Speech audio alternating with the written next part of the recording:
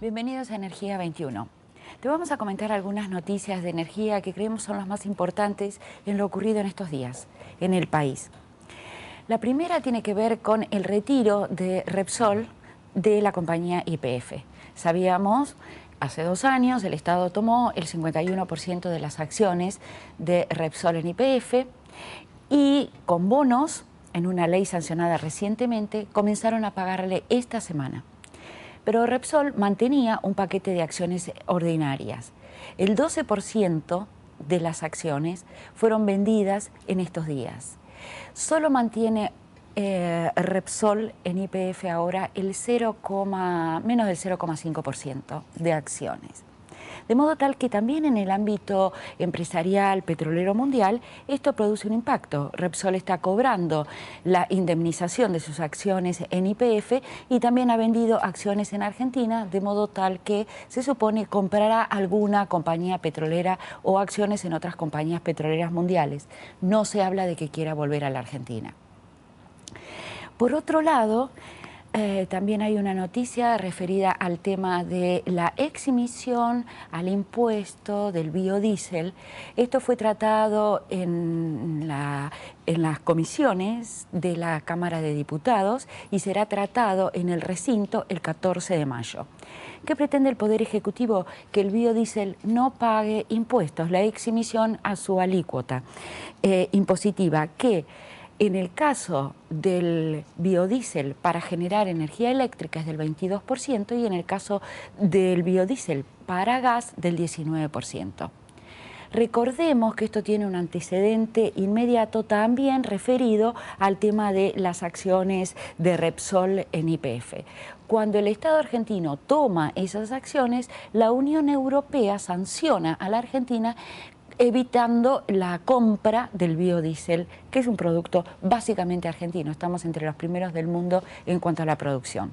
Entonces, el 14 de mayo será tratado esa eximisión impositiva al biodiesel hasta que la Unión Europea compre el producto argentino nuevamente. Otro tema tiene que ver con el dinero destinado a los subsidios en electricidad y gas, o sea, a los subsidios energéticos. Se aumentó el precio del gas al consumidor final, se aumentó el precio de la electricidad para disminuir el tema de los subsidios, para disminuir lo que el Estado paga de electricidad y gas. Ahora, ¿cuál es el resultado? No es lo previsto, lo que se nos dijo que iba a ocurrir. El Estado gastó en los 3 primeros meses de este año el 63% de lo que tenía presupuestado gastar en electricidad, subsidios a la electricidad para todo el 2014. Y en gas anduvo más o menos por el estilo. El Estado gastó en estos primeros meses, hasta marzo, un 12% más en dólares que lo ha gastado en el primer trimestre del 2013, comparativamente. El tema de los combustibles también nos da otra letra, porque los combustibles aumentaron. La última suba fue el 1 de mayo, las naftas, con un 3,8%, y esta fue la 5ª suba del combustible en el año. Esta suba ha producido un descenso de compra y temas en los que nos vamos a detener en un instante.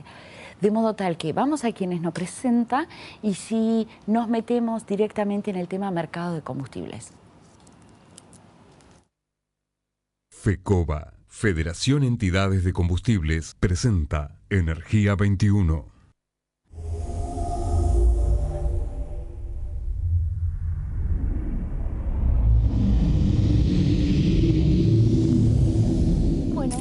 estamos y vamos a compartir con Luis Malchiodi, presidente de FECOBA, y con el doctor Alejandro Toalo, asesor jurídico de FECOBA. FECOBA es la federación, bueno, ustedes lo sabrán, ellos auspician nuestro programa, es la federación que reúne a las pymes, a las las estaciones de servicio en la provincia de Buenos Aires.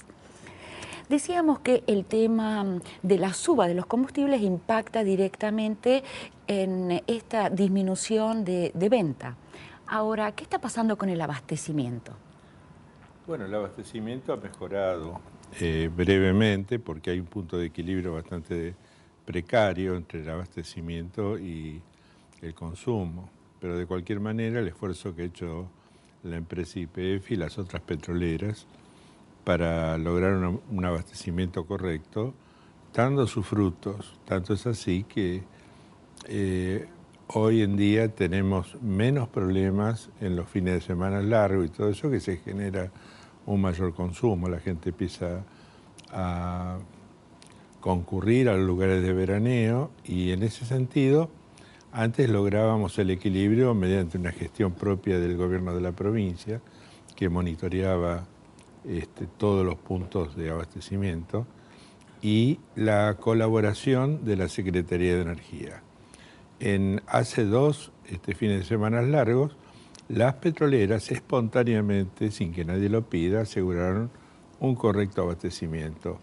Y eso ha sido un hecho auspicioso, porque a nosotros nos complace, porque de cierta forma, estando tan alejado de lo que es la gastronomía y la hotelería, nosotros somos los encargados que la gente regrese con felicidad a sus casas y de alguna manera favorecemos ese contacto turístico que hace tanto bien a la provincia. ¿Se nota en las estaciones de servicio la baja de consumidores, la disminución? Se nota en las naftas brevemente y en el gasoil un poco más acentuado. Es decir, aparentemente habría algún inconveniente en todo lo que respecta a la parte productiva. O sea, el consumo de gasoil es menor. El consumo de gasoil está directamente vinculado a la actividad agropecuaria, por ejemplo. Sin ninguna duda. Es decir, ya las cosechas se han hecho, no hubo inconveniente de abastecimiento, que sepamos nosotros que se haya denunciado, pero de cualquier manera tenemos una disminución en el consumo de gasoil. Bien, hay un tema interesante que me gustaría verlo con ustedes. El precio de la electricidad en la Argentina no es homogéneo. En la ciudad de Buenos Aires los porteños pagan menos electricidad que en cualquier otro lugar del país. También ocurre lo mismo con el gas, ni hablar de quienes tienen que pagar la garrafa, que es algo muy costoso. Pero el gas en la ciudad de Buenos Aires es más barato que en otros lugares. ¿Pasa lo mismo con los combustibles líquidos, con las naftas? Sí. ¿Con el GNC, por ejemplo? Pasa lo mismo, pero también se da la proximidad de las destilerías. En cierta manera, en el interior tienen un trayecto que hacer, se hace con camiones, las entregas tienen algún gasto importante en el transporte y lógicamente los precios son diferentes. Ahora tenemos que agregarle que tanto los combustibles líquidos como el gas y posiblemente a la brevedad con la energía eléctrica va a haber una quita de subsidios. Y en este país tienen un lema, ¿no es cierto?, que los habitantes tienen la felicidad subsidiada, pronto van a cambiar de rostro, porque la energía eléctrica va a aumentar a los niveles de Córdoba o un poquito más, porque ya en este momento en Córdoba está muy cara la energía eléctrica, a pesar de que tienen fuentes de energía renovable, y en algunos otros lugares del interior del país, acá van a tener que sacar los subsidios porque ya tienen una necesidad de caja. O sea, de que entre la inflación y los subsidios se están quedando con una reserva bastante escasa. En cuanto a lo que comentábamos recién, ¿cuál es la mirada jurídica frente a este panorama de que en algunos lugares el combustible sea más caro que en otros? Como ocurre con la electricidad y el gas. Pero bueno, dado que ustedes están en el tema de combustible, vamos a ceñirnos a eso. Como lo decía recién el señor Malchiodi, en algunos casos las diferencias de precios se justifican por costos, básicamente por los fletes. En otros casos no se justifica. Eso nosotros en su momento lo denunciamos. Hay casos de localidades que están próximas a puntos de abastecimiento, de producción de combustible, Luján de Cuyo, Salta, Neuquén, que durante todos estos años han tenido esquemas de precios distintos de las grandes áreas metropolitanas, básicamente del Gran Buenos Aires, capital y Gran Buenos Aires. Esta situación no tiene explicación. Fue parte de la denuncia que hizo la entidad en el año 2009 por abuso de posición dominante contra la compañía YPF. Pese al cambio de control de la compañía a partir del año 2012, este esquema mantiene su vigencia. O sea, usted nos está diciendo que el esquema de las diferencias de precio fue denunciado porque hay una ley que dice esto no debe ocurrir. Entendemos... Así es. La ley de defensa de competencia, si bien tiene esquemas digamos, bastante elásticos de interpretación de lo que es un abuso de posición dominante, permite, en un caso como este, criticar el comportamiento de una compañía que por medio de un alineamiento vertical de precios define esquemas de precios teniendo una posición dominante que deriva de su control de una porción grande del mercado.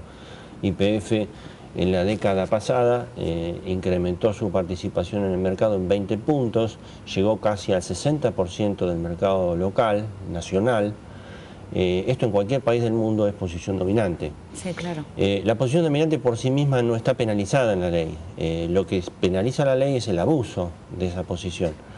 Está claro que si un participante en un mercado como es el mercado nacional de combustible controla casi el 60% de ese mercado, está en condiciones de desplazar a otros competidores, en particular a los propios expendedores, que es el eslabón débil de la cadena.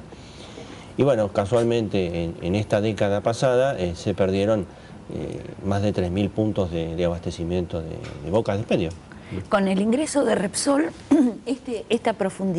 se profundizó esto del abuso de posición dominante. Con el retiro de Repsol esto no se modificó, eso nos está diciendo. Así es, el esquema se mantuvo intacto. Repsol, cuando tomó el control de la compañía YPF a fines de los años 90, desarrolló lo que se conoce como Red 21, que es un esquema de comercialización basado en la figura de la consignación, donde el operador o el estacionero no es un revendedor, sino que vende por cuenta y orden de su proveedor, la compañía petrolera. Esto quiere decir que el precio del combustible, el que paga el consumidor, no lo define el dueño de la estación de servicio, sino que lo define la compañía petrolera. En cualquier país del mundo donde exista una legislación antimonopolio, esta práctica está prohibida. En Estados Unidos hay jurisprudencia por lo menos de la década del 50 de la Corte Nacional de Estados Unidos que prohibió prácticas similares aún para compañías que no ostentaban posición dominante en el mercado. En España las mismas prácticas seguidas por Repsol, British Petroleum, Cepsa, que son las principales compañías que operan en el mercado de combustible español, similares prácticas fueron prohibidas. En la República Argentina subsisten, con el agravante de que hoy el Estado es un actor implicado en la operatoria de YPF. O sea, hoy está actuando como comerciante el Estado en la compañía YPF. No es un mero árbitro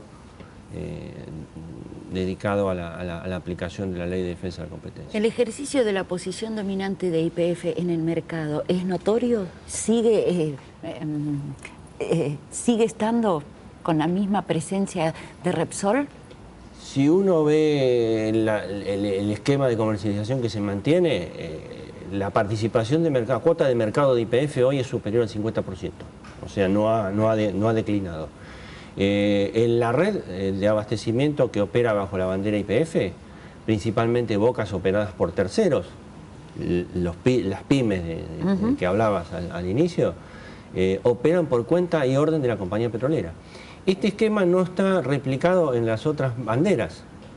Las otras banderas operan por el mecanismo de reventa. El mecanismo de reventa permite que el operador dentro de las condiciones que el mercado le permite, fije el precio del producto. Y de esa manera, si no existiera la interferencia de la compañía esta principal, habría una determinación del precio por el juego de la oferta y la demanda. Pero como hay un actor principal que se lleva más de la mitad de la cuota de mercado, es imposible que el mercado funcione de modo transparente. Porque de esta manera hay una compañía que, en palabras del ministro Devido, opera como una compañía testigo. Testigo quiere decir que interviene en el mercado y distorsiona los precios. Luis, esta es una de las causas por las cuales las pymes han cerrado.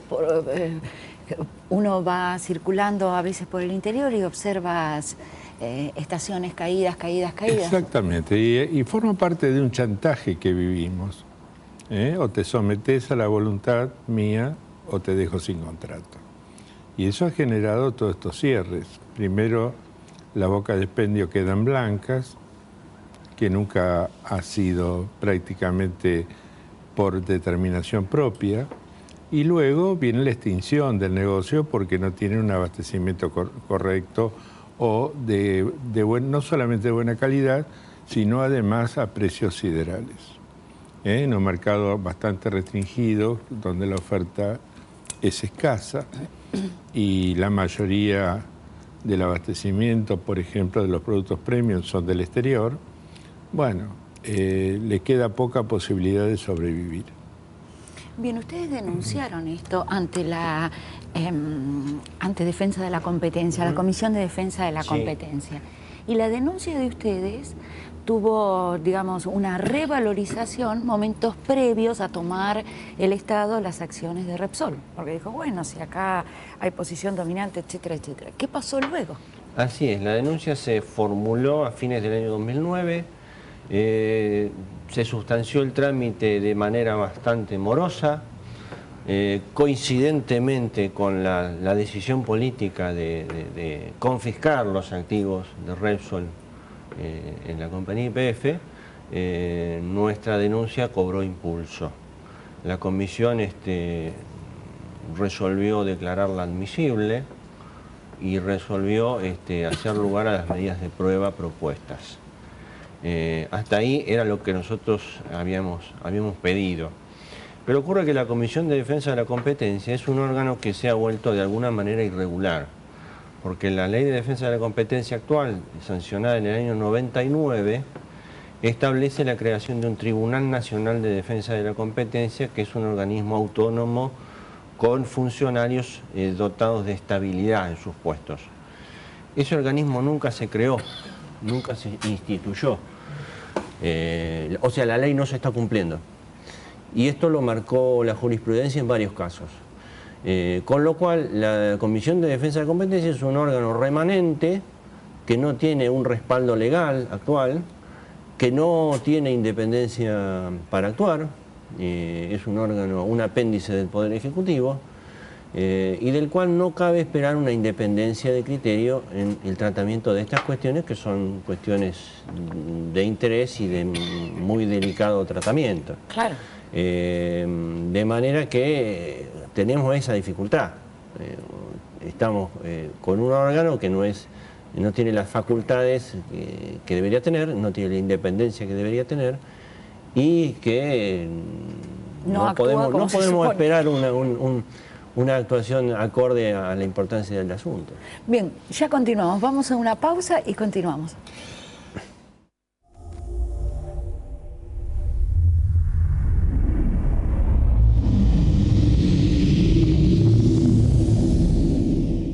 Cursos de fabricación de aerogeneradores de electricidad. Asociación Argentina de Energía Eólica. Sitio web argentinaeólica.org.ar.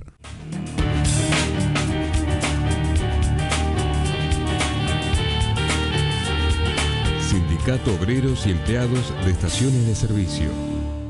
Confederación Cooperativa de la República Argentina. 50 años construyendo una economía en manos de la gente.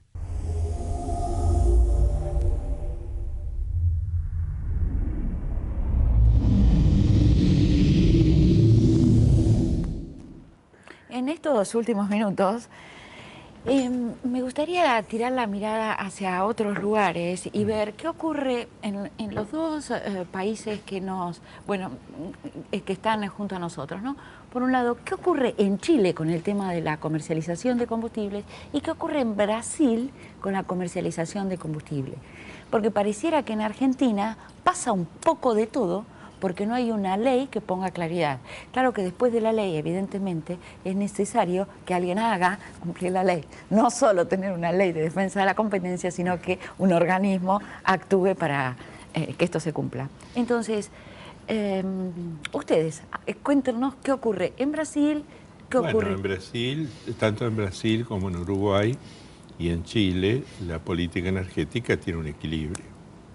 En la Argentina, lamentablemente, en esta famosa década ganada, el ministro De Vito, que sí, siempre fue el mismo, llevó un país que estaba con un total autoabastecimiento y con reservas detectadas a futuro en el orden de los 40 años para el gas, a una total dependencia, en el orden de los 13.000 millones de dólares que tiene que importar el país para tener combustibles para poder andar.